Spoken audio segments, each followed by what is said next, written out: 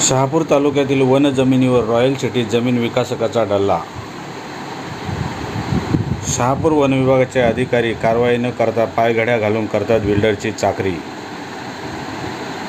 जमिनीचे एनएस परवानगीचे नियम धाब्यावर बसून बिल्डरने मिळवल्या नगर रचना विभागाकडून खोट्या परवानग्या.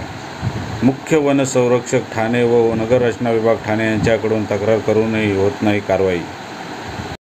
मुख्य वन संरक्षक वन विभाग ठाणे व ठाणे नगर रचना विभाग रॉयल सिटी बिल्डरवर एवढे मेहरबान का?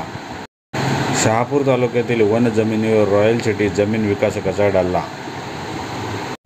आम्ही उपोषणकर्त्यांकडून पुन्हा उपोषण करण्याचे कारण जाणून घेतले. महोदय कळंबे येथील रॉयल सिटी त्या रस्त्या संदर्भात सदरचा रस्ता फॉरेस्टमधून विकासकाने केला. त्या संदर्भात आम्ही माननीय उपवन संरक्षक शहापूर यांच्याकडे तक्रारी अर्ज करून उपोषणाला बसलो होतो 4/3/2025 रोजी. त्या उपोषणाच्या संदर्भात आम्हाला वन क्षेत्रपाल शहापूर यांनी लेखी आश्वासन दिले की सदरचा रस्ता आमच्या फॉरेस्टच्या जागेतून आहे, आम्ही मोजणी करून तो सिद्ध केला आणि तो आम्ही बंद करीत आहोत, तरी तुम्ही सदरचे उपोषण मागे घ्यावे. त्यावेळेस आम्ही ते उपोषण स्थगित केले. त्याच्यानंतर विकासकाने 2 ते 3 दिवसात पुन्हा तो रस्ता चालू केला.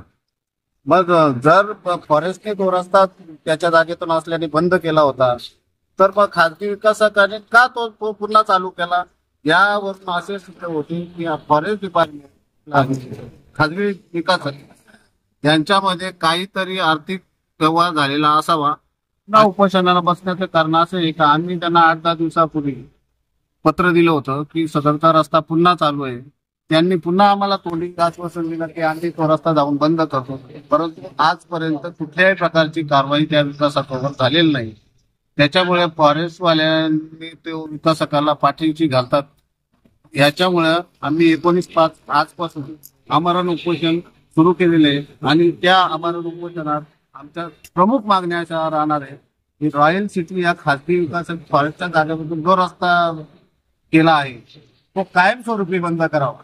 म्हणजे तो पुन्हा तात्पुरत्या स्वरूपात बंद करतात, ते पुन्हा चालू करतात. त्यामुळे कायमस्वरूपी बंद करण्यात यावा.